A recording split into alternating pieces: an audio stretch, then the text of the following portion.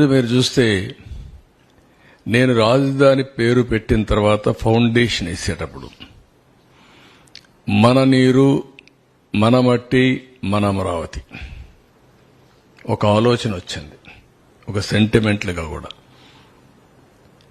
అన్ని గ్రామాల నుంచి ప్రతి ఒక్క గ్రామంలో నుంచి ఆ గ్రామంలో ఉండే పవిత్రమైన మట్టిని, పవిత్రమైన నీళ్ళని, ఆ గ్రామాల్లో ఉండే దేవాలయాలు, అది హిందూ దేవాలయం కావచ్చు, మసీదు కావచ్చు, లేకపోతే చర్చ్ కావచ్చు, ఇంకొకటి కావచ్చు, ఏదైనా సరే అక్కడ పూజ పార్లమెంట్ యొక్క పవిత్రమైన మట్టిని తీసుకొచ్చి, ఈ పార్లమెంటు అంటే ఈ మట్టిని మీరు ఒక ఇది ఆయన చెప్తూ పార్లమెంటు పూర్తిగా సహకారం ఉంటుంది అమరావతికి, చట్టాలను చేసి దేశానికే చట్ట జగన్మోహన్ రెడ్డి రాజధాని నడిమధ్యనే ఉండాలి అని గట్టిగా చెప్పాడు.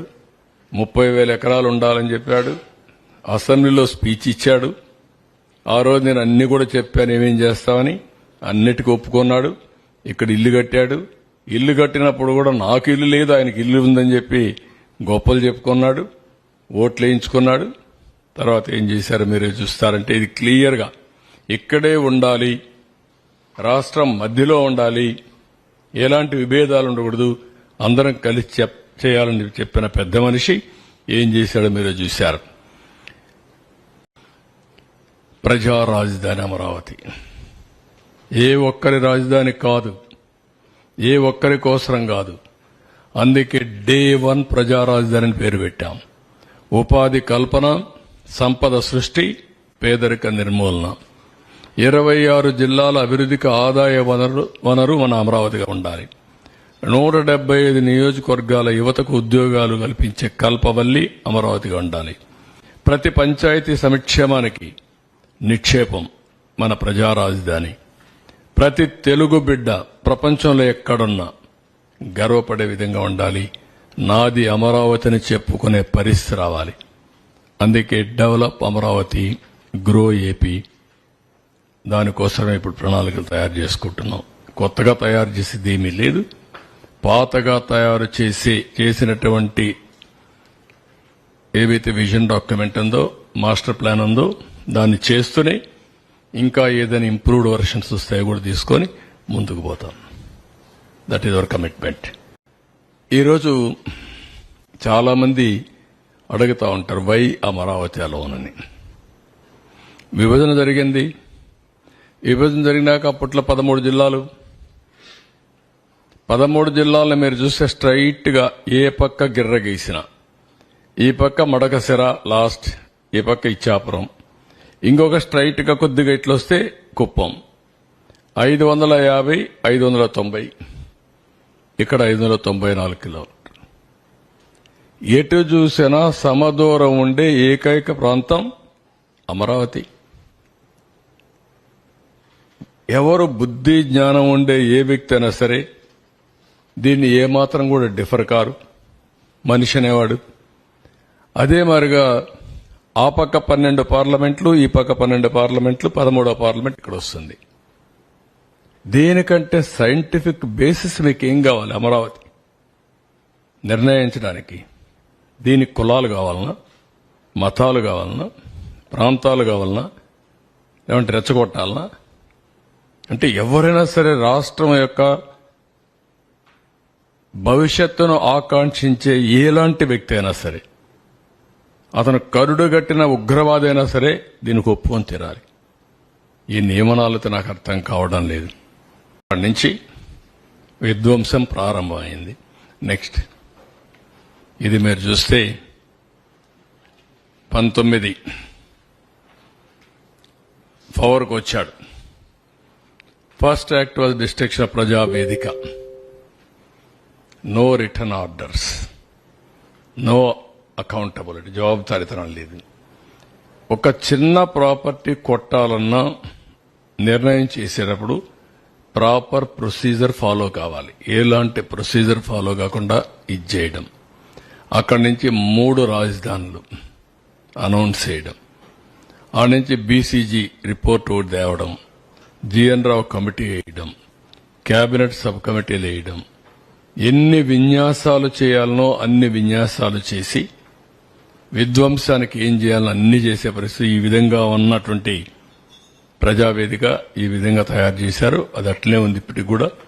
దాన్ని కూడా మిమ్మల్ని కూడా అడిగాం. చాలా మంది అంటున్నారు శాశ్వతంగా అట్నే ఉండాలి, అక్కడి నుంచే స్ఫూర్తి రావాలి, ప్రజల్లో కూడా కసి పెరగాలి. అది చూసినప్పుడంతా కసి పెరిగి మేమందరం కలిసి రాష్ట్రాన్ని అభివృద్ధి చేయాలనే కక్షతో పనిచేసే పరిస్థితి రావాలని చెప్పి కోరుతున్నారు. అది కూడా ఒకసారి ఆలోచించి సబబుగా అనిపిస్తుంది. మనం దాన్ని అట్లే పెట్టాల్సిన అవసరం ఉంది. హైదరాబాద్లో నేను ఒక రాక్స్ అన్ని ఒక రాక్ గార్డెన్ పెట్టా.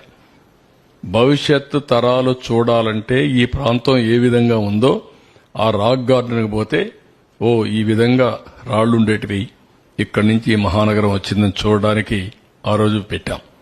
నెక్స్ట్ ఇక్కడికి వచ్చినప్పుడు 1631 రోజులు ప్రపంచంలో ఎక్కడా ఇంత ప్రొటెస్ట్ ఉండదు. ఎన్ని అవమానాలు పొందాలో అన్ని అవమానాలు పొందారు. రాష్ట్ర భవిష్యత్తుకు ముందుకొచ్చారు. సెంటిమెంట్ వదులుకొని రాష్ట్రం బాగుంటే మేం బాగుంటాం ఉదారంగా ఆ రోజు భూమి ఇచ్చారు. భూమి ఇచ్చిన వాళ్ళు రోడ్డు మీద పడ్డారు. ఎన్ని అవస్థలంటే ఇలాంటి అమ్మాయిలందరినీ మహిళల్ని ఎంత అవమానం చేయాలంత అవమానం చేశారు. తిరుపతి యాత్రకు వెళితే ఎంత రోడ్డు మీద మట్టిలో గులకరాళ్లలో కూర్చొని భోంచేసే పరిస్థితికి వచ్చారు. పక్కన హాల్స్ కూడా ఇవ్వనీయకుండా చేశారు. ఒక అరాచకం కాదు, ఊర్లోకి పోతే ఇది చేశారు. కడాన శ్రీకాకుళం వరకు పోవాలని యాత్రకు పోతే మధ్యలోనే దాడులు చేస్తే అక్కడనే వదులుకొని వచ్చే పరిస్థితికి వచ్చారు. ఎక్కడ చూసినా రాళ్లతో వీళ్ళ ఇష్ట ప్రకారం చేశారు. వీళ్ళ త్యాగం ఊరికే పోదు. అదే నేను చెప్పిన చరిత్ర అన్నాను. ఆ చరిత్ర తిరగరాయడానికే ప్రతి ఒక్కరు త్యాగాలు చేశారు. ఆ త్యాగాలు చరిత్ర ఎప్పుడూ గుర్తుపెట్టుకుంటుంది. బిల్డింగ్స్ అనే 17 మొత్తం కలిసి ఇక్కడ ఎస్టిమేటెడ్ అమౌంట్ 9,617 కోట్లు, 1958 కోట్లు వర్క్ డన్ కూడా చేశారు. ఇప్పుడు ఒక్కసారి ఆ బిల్డింగ్ చూస్తే మీకు ఒక ఐడియా వస్తుంది.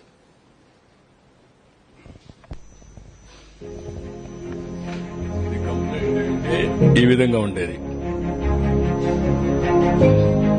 19లో బ్రెస్గా ఈ మరి పని అవుతా ఉంది.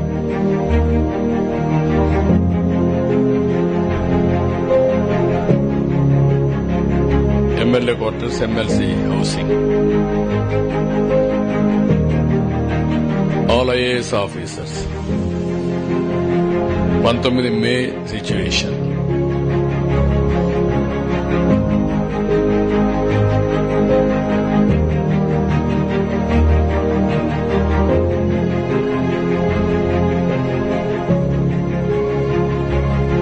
ఈరోజు పరిస్థితి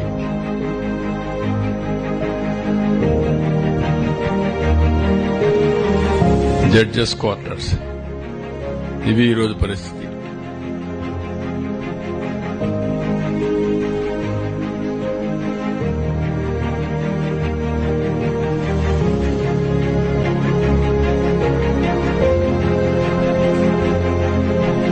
ఇవి ఐఏఎస్ ప్రిన్సిపల్ సెక్రటరీస్ వాళ్ళ ఇళ్లు.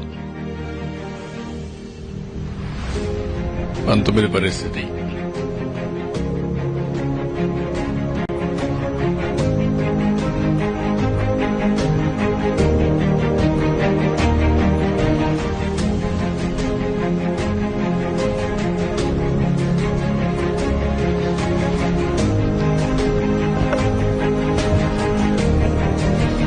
ఇది ఆ బిల్డింగ్స్ ఆ పరిస్థితి. ఇప్పుడు కర్రతుమ్మ.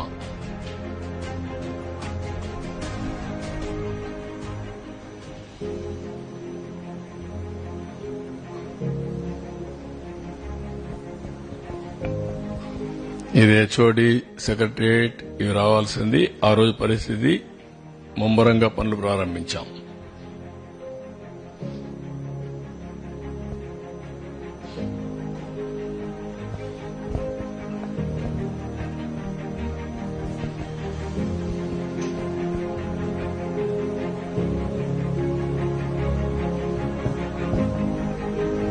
ఈరోజు పరిస్థితి మొత్తం కరతుమ్మ.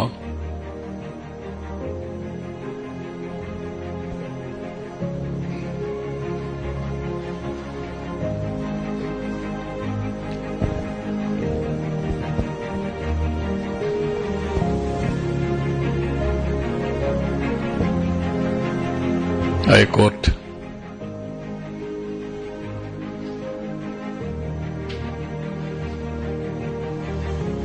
అన్ని కూడా ఐకానిక్ బిల్డింగ్స్, ఫ్యూచరిస్టిక్. ఒక నగరం ఏ విధంగా ఉండాలి భవిష్యత్తులో మనం ఆలోచించాం. నాన్ గెజిటెడ్ ఆఫీసర్స్ 19లో బ్రిస్క్ గా పనులు జరగడం.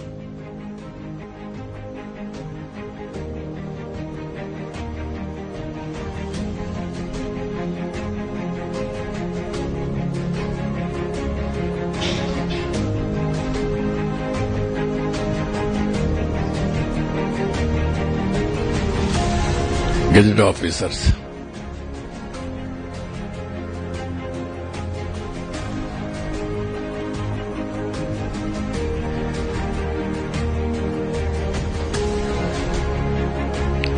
టైప్ 2.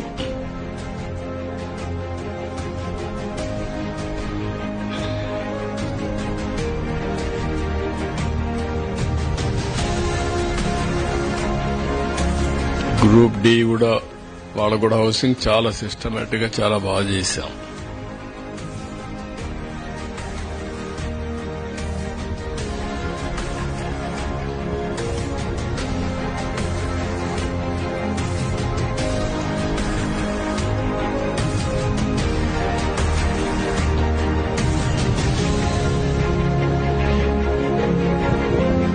పైన చూస్తే అంత ఎక్స్పోజర్ అయింది మీరు చూస్తున్నారు. 5 ఏళ్లు.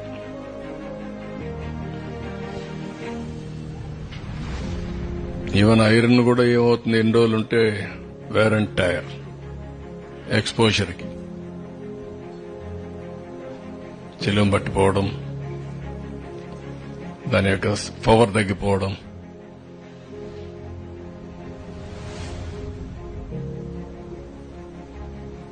హ్యాపీనెస్ ఇంత మనం చేయించాం.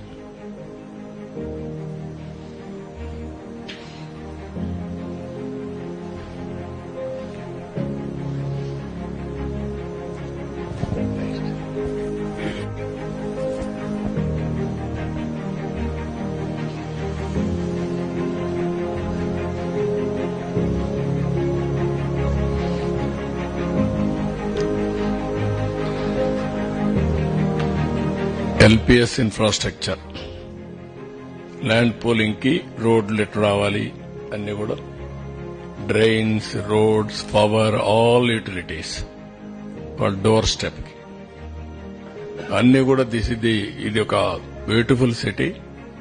First time in India.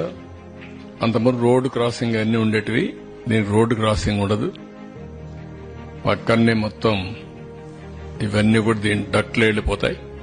అవి కూడా ప్రాపర్ డక్ట్ కూడా కన్స్ట్రక్ట్ చేసి అందులో ఇవన్నీ కూడా పెట్టాం.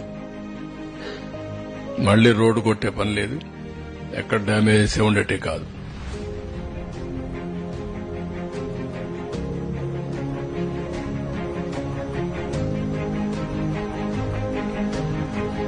ఓకే,